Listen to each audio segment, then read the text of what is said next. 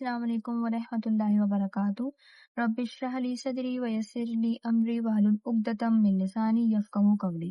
उम्मीद करती हूँ कि आप सब खैरियत से होंगे। हमारा जो टॉपिक चल रहा है वो मुदाफ़ और मुदाफ़ इलैह चल रहा है, ठीक है, आपको पता है। और हम उसके तरकीबी कवाइद जो है वो हम उसके पढ़ रहे हैं, ठीक है। तो आइए चलते हैं एक और उसका कायदा हम जानते हैं, तरकीबी कायदा, जिससे तरकीब करने में आसानी होगी। तरकीब करने में आसानी होगी तो उसके मानी समझने में आसानी होगी इबारत के, ठीक है। तो देखिए हमारा जो कायदा है वो ये है कि इबारत में नकीरा के बाद मार्फा आ जाए। इबारत में नकीरा के बाद मार्फा आ जाए तो नकीरा मुदाफ बनेगा और मार्फा मुदाफ इले बनेगा, ठीक है। इबारत में इन दो की बात हो रही है, नकीरा के बाद मार्फा आ जाए। जैसे कि एग्जाम्पल आप देखें कि रब्बुल आलमीन, तो ये रब जो है ये नकीरा है और आलमीन जो है वो मार्फा है। आपको नकीरा और मार्फा की डेफिनेशन मालूम होगी यकीनन कि नकीरा आम होता है और मार्फा जो है वो खास होता है, ठीक है। तो रब जो है वो लफ्ज आम है ना, अल आलमीन। अब इस लफ्ज और ये जो आलमीन ये खास है, आलम, ठीक है। अच्छा, मार्फा की अलामत में से ये तरकीब एतबार से अच्छा पहचान कैसे होगी कि ये मार्फा है कि अलिफ लाम आ रहा है, मौरफ बिल लाम है। तो आपको पता है मार्फा की जो अक़साम है, जो निशान अलामत है, उसमें अलिफ लाम भी है। तो ये देखें रब जो है नकीरा है, नकीरा के बाद मार्फा आ गया। मार्फा कैसे पता चला कि ये मार्फा है, अलिफ लाम आ रहा है। तो नकीरा के बाद मार्फा आ जाए तो उसूल के मुताबिक नकीरा बनता है मुदाफ और मार्फा बनता है मुदाफ इलैह। तो देखें रब्बू को यहाँ पे हम बना देंगे मुदाफ और अल आलमीन को हम बना देंगे मुदाफ इलैह, इसका मुदाफ इलैह, ठीक है। फिर ये मुदाफ अपने मुदाफ इलैह से मिलकर पीछे इबारत में जो भी बन रहा होगा हम उसको वो बना देंगे, ठीक है। तो कायदा बहुत आसान सा कायदा है, बस हमने याद रखना है कि नकीरा के बाद मार्फा आ जाए तो वो मुदाफ और मुदाफ इलैह बनता है। जैसे कि रब्बुल आलमीन में बना रब मुदाफ, अल आलमीन मुदाफ इलैह, क्योंकि नकीरा के बाद मार्फा आ गया। दूसरी एग्जाम्पल देखिए, किताबु ज़ैदिन। किताब जो है आपको पता है ना, किताब आम है, लफ्ज किताब हर किसी को बोला जा सकता है। जैद खास है, जैद मार्फा है। अच्छा, यहाँ पे मार्फा की कौन सी अलामत है, अलम, नाम है ना।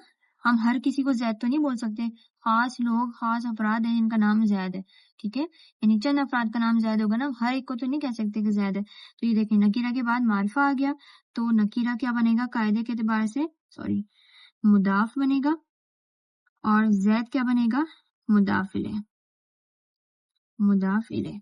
और मुदाफ इलैह से मिलकर इबारत में जो भी बन रहा होगा हम उसको वो बना देंगे। तो कायदा बहुत ही आसान है कि नकीरा के बाद मार्फा आ जाए तो उसको मुदाफ और मुदाफ इलैह बना देंगे, ठीक है।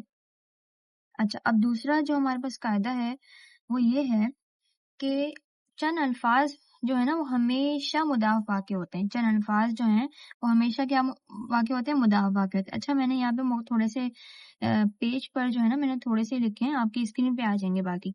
कौन कौन से अल्फाज होते हैं वो, नहवु, कुल्लू, दूना, उलू, गैरू, मा, बैना और गैरू, बादू, खल्फा, कुद्दाम, किला, किल्ता, सही है। तो ये सारे जो अल्फाज है ना, ये अगरचे इनकी मानी मुख्तलिफ हैं, इन सब की मीनिंग्स जो हैं वो मुख्तलिफ होते हैं, लेकिन ये हमेशा जब भी इबारत में आएंगे ये हमेशा मुदाफ वाक़े होते हैं। हमेशा क्या वाक़े होंगे, ये मुदाफ वाक़े होंगे। ये तमाम अल्फाज जो हैं हमेशा मुदाफ वाक़े होते हैं। तो आपने ये याद कर लेना है कि जब जब इबारत में ये सारे अल्फाज आए तो आपने इसको हमेशा मुदाफ बनाना है। और जाहिर है जब ये मुदाफ है तो उनके माँ बाद आने वाले जो अल्फाज होंगे, कोई भी होगा माँ बाद जो भी अल्फाज हर्फ या जो भी आ रहा होगा वो इसका मुदाफ इलैह बन जाएगा, ठीक है। तो आइए एग्जाम्पल देखिए इसकी, जैसे कुल्लू हदसिन। तो ये कुल्लू है ना इन्हीं अल्फाज में से एक, ये उन्हीं अल्फाज में शामिल है कुल्लू जो हमेशा मुदाफ वाक़े होता है, ठीक है। तो कुल्लू को हम बना देंगे मुदाफ और हदसिन ये इसके बाद इसे मारा तो इसको बना देंगे हम मुदाफ इलैह डायरेक्ट।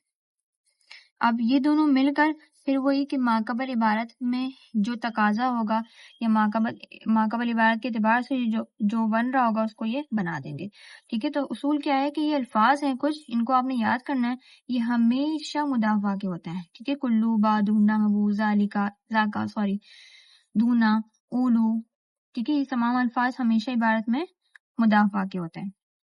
अच्छा, दूसरी एग्जाम्पल देखें, اچھا یہ تھوڑی سی سالو کرنے والی اگزامپل ہے، کس طرح کہ مع جو ہے یہ ان الفاظ میں سے ہے جو مضاف واقع ہوتے ہیں، تو ہم نے اس کو بنا دیا مضاف۔ اب یہ آ رہا ہے خمسۃ یا خمستی، لفظ خمسہ آپ کو پتا ہے، ہم نے یہ اصول پڑھا ہے کہ 3 سے لے کر 10 تک یا 100 200 آگے جو ہیں وہ عربی میں جو اعداد ہوتے ہیں وہ ہمیشہ مضاف واقع ہوتے ہیں، ٹھیک ہے، تو یہ بھی بن جائے گا کیا، مضاف، ٹھیک ہے۔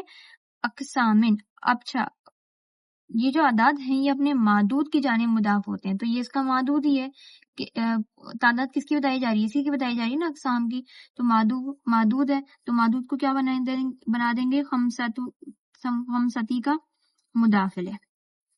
پھر یہ مضاف اپنے مضاف الیہ سے، یہ دونوں، یہ والا اصول بن رہا ہے، اس میں یہ الگ قاعدہ لگ رہا ہے جو کہ ہم نے پچھلی ویڈیو میں پڑھا تھا کہ 3 سے لے کر 10 تک کے اعداد جو ہیں، ٹھیک ہے، تو یہ مضاف الیہ بن کر اس مع کے لیے مضاف الیہ بن جائے گا دوبارہ سے۔